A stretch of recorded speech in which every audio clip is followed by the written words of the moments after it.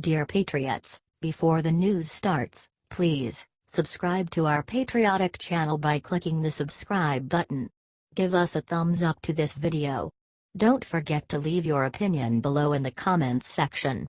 Share the news on Facebook and Twitter so you friends see it. Thank you. Pope Francis makes it his mission to fight fake news. Pope Francis has done a lot of things that have confused a lot of people. However, now the Pope has decided that he will make it his mission to end fake news. There is an urgent need for reliable information, with verified data and news, which does not aim to amaze and excite, but rather to make readers develop a healthy critical sense, enabling them to ask themselves appropriate questions and reach justified conclusions, said the Pope at the Vatican. There is an urgent need for news communicated with serenity, precision and completeness, with a calm language, so as to favor a fruitful reflection, carefully weighted and clear words, which reject the inflation of allusive, strident and ambiguous speech, said the Pope. We must not fall prey to the sins of communication, disinformation, that is, giving just one side of the argument, slander, which is sensationalistic, or defamation, looking for outdated and old things, and bringing them to light today. They are very grave sins, which damage the heart of the journalist and harm people, said the Pope. However, he is not done fighting fake news with this speech alone. He also plans to make fake news and journalism for peace the topic of his 2017 World Communications Day speech.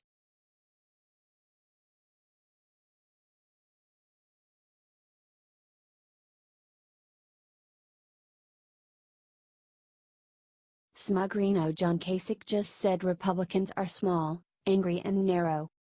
Ohio Governor John Kasich identifies himself as a Republican, but he's the type of Republican that's so soft and corrupted on so many issues that he might as well just come out and say that he's actually a Democrat. In a recent interview, Governor Kasich angered many on the right by claiming that today's Republicans are small, angry and narrow. Asked host Chuck Todd on NBC's Meet the Press, "Is the party in a better place than it was at the start of this year or in a worse place, and where are you? Are you prouder to be a Republican today than you were at the start of this year?" Kasich responded, making sure to claim once again that he's actually a Republican. "Well, I'm always proud to be a Republican, but the party is my vehicle, never been my master. Chuck, when you look at Alabama, there's some very interesting things. 20,000, they think 20,000 Republicans voted for somebody that wasn't on the ballot. I would also say Senator Shelby, he spoke out and said he was not for the candidate down there." He went on, "In other words, we're beginning to see more of a tug of war pulling people towards a better position on the party. That's my sense. And in terms of, so, I'm kind of optimistic with some of the things, but here's the thing, two paths. There are some in the party that look at problems, and they're negative and they're angry and they're small, and there's other people that look at the problems and say we can fix them."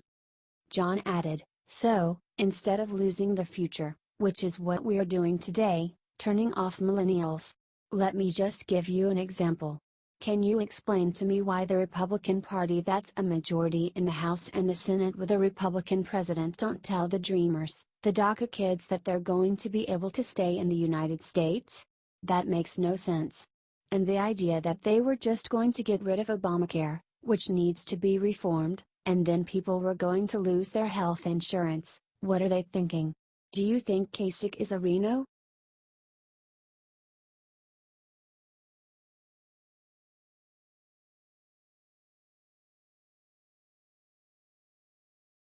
Bernie just admitted that Dems absolutely plan to hike taxes if they take control. It's a cliché but a true one that Republicans are always trying to save people money and reduce government bloat by cutting taxes, while Democrats are always trying to burden people with more government by raising taxes.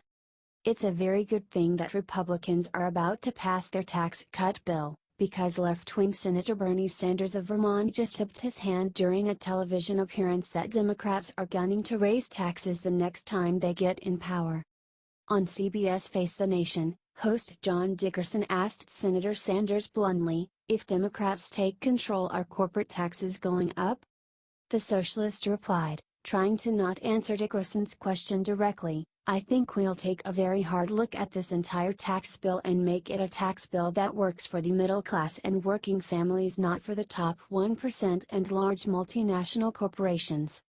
John then asked, "There's no question that in order to achieve all of the things you want, taxes are going to have to go up on corporations if they're down to 21 as a result of this legislation. You can't find the money anywhere else." Bernie replied, "In my view, absolutely. Are you glad Republicans are cutting taxes now to make it harder for liberals like Sanders to try to raise them later?"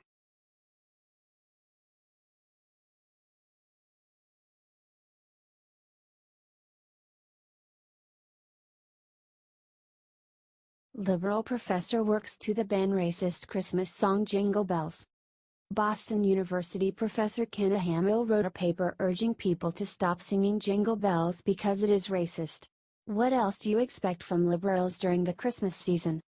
Although one horse open sleigh, for most of its singers and listeners, may have eluded its racialized past and taken its place in the seemingly unproblematic romanticization of a normal white Christmas, attention to the circumstances of its performance history enables reflection on its problematic role in the construction of blackness and whiteness in the United States, she writes.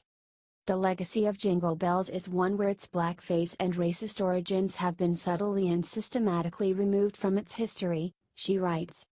Its origins emerged from the economic needs of a perpetually unsuccessful man, the racial politics of antebellum Boston, the city's climate, and the intertheatrical repertoire of commercial blackface performers moving between Boston and New York, she wrote. She also critiqued the lyrics. Words such as throw, thought, and upsot suggest a racialized performance that attempted to sound Southern to a Northern audience, she wrote. She also talked to Fox News. As I mentioned in my article, the first documented performance of the song is in a blackface minstrel hall in Boston in 1857, the same year it was copyrighted. Much research has been done on the problematic history of this 19th century entertainment, she said.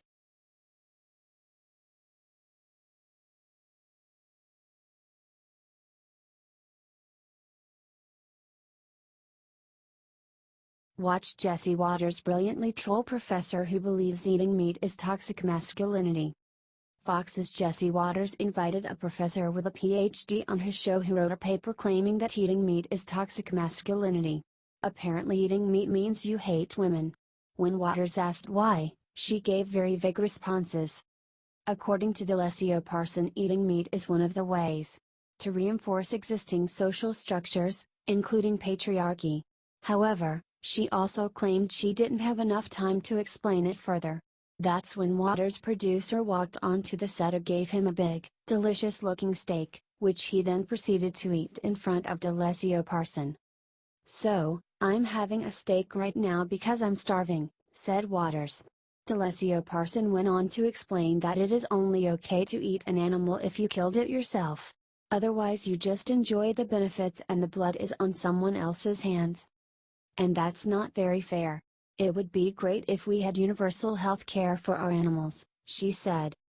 You clearly have some things around who you are that protect you, and I think especially, like financial resources to do things like buy really expensive steaks, so that's also part of the problem.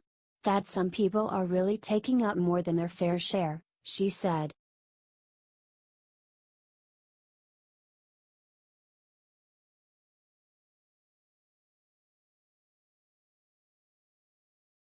Liberals regret voting for Doug Jones after his shocking defense of President Trump.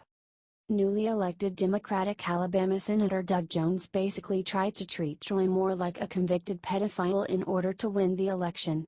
However, when it comes to accusations against President Trump, Jones has very different ideas. And Democrats are not happy. Ever since Al Franken resigned, Democrats have been pushing for Donald Trump to resign because of accusations against him. However, there was photographic evidence that Al Franken was a creep. Not so much real evidence against President Trump. In a CNN interview, Doug Jones revealed, much to the dismay of the interviewer, that Donald Trump has no credible reason to resign. "I don't think that the president ought to resign at this point. We'll see how things go. But certainly those allegations are not new, and he was elected with those allegations at front center, said Jones. You know, Jake, where I am on that right now is that those allegations were made before the election. And so people had an opportunity to judge before that election. I think we need to move on and not get distracted by those issues. Let's get on with the real issues that are facing the people of this country right now, said Jones. In an earlier interview, Jones said he was excited to meet Trump. I'm looking forward to meeting him. I'm looking forward to getting up there and trying to find those issues that we can work together on for both the country and the state of Alabama, said Jones.